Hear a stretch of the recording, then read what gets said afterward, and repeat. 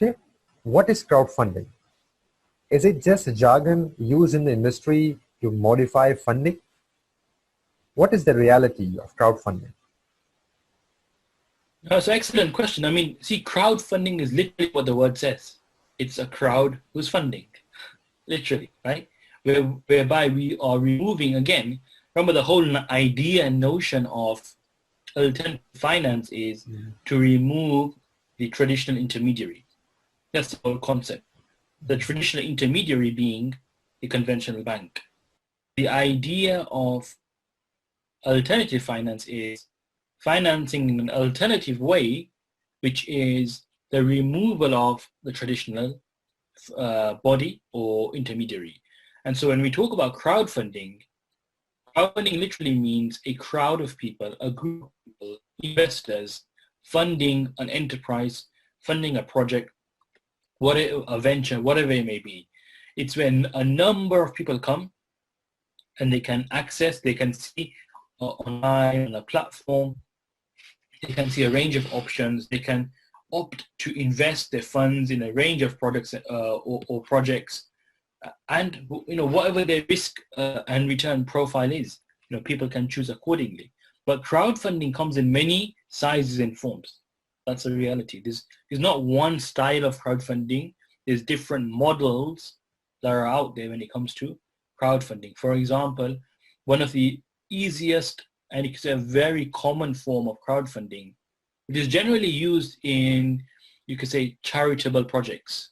So I know some Sharia compliant ones where Muslims are crowdfunding for, charitable causes, welfare projects, for poor people. So a number of people come together and support one cause. That's a form of crowdfunding, where so many people have come together. They've not gone through a charity or anything traditionally. They've gone directly to the person. The person, he launches a campaign. People see that campaign. They feel that it's a worthy cause to donate to, and so they donate. So the crowd online has all funded this one person. That's one style, which is a donation-based crowdfunding mechanism. It's donation-based is very common in a charitable space. Of course, for the donors, for those who are funding, they receive nothing. It's purely altruistic in nature. It's purely more reward-seeking, more self-fulfillment. It's not so much about gaining equity or gaining a profit. It's very rare. Then you have a second model, which is not so common, but it does exist, is what we call a pre-purchase model. The pre-purchase model is very interesting because what this is, it allows people to sell the product that they have before it's even created. It's similar in Islamic finance. We have a concept called istisna and a concept called salam. So these two were about the idea of entering into a contract before the item is even there or been created. And it's similar in that sense in terms of its concept and philosophy, whereby this pre-purchase crowdfunding model, it allows people to access early finance, which then can be used to develop a product. And therefore, they take orders for this. And of course, that would mean if you have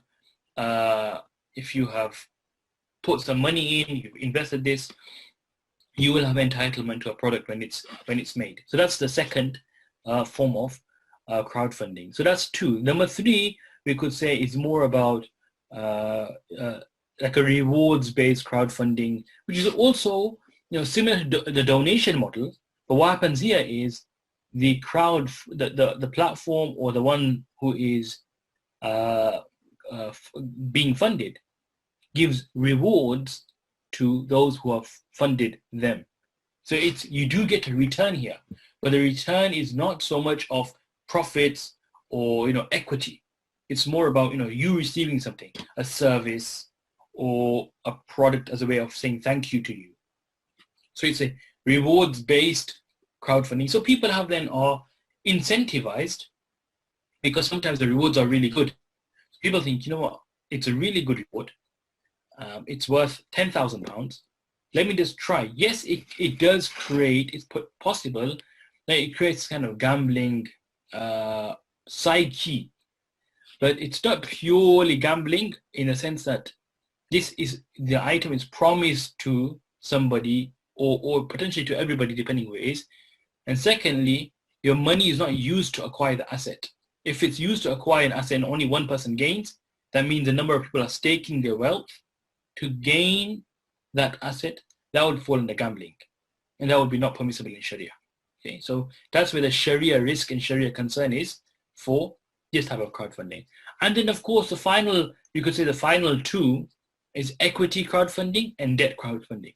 Equity crowdfunding can be for companies, and it can also be in real estate. Both are on the market. Both are very common. What we mean by equity crowdfunding is the investors will come onto the platform. They actually get a share in the company they are investing in. So they actually get an ownership stake in the company. Or it's real estate. So the investors get a share in actual property, and the property is leased, and therefore, in this scenario, the investors receive a rental return. Whereas in equity crowdfunding, when it's to do with investment and to SMEs and businesses, the investors are rewarded with profit, right? That's the difference. And then finally, it's debt crowdfunding. Debt crowdfunding is what it says, that it's whereby people on this crowdfunding platform, they provide financing through debt. And of course, any return on that is interest and will not be Sharia compliant. Islamic finance learning made simple and memorable.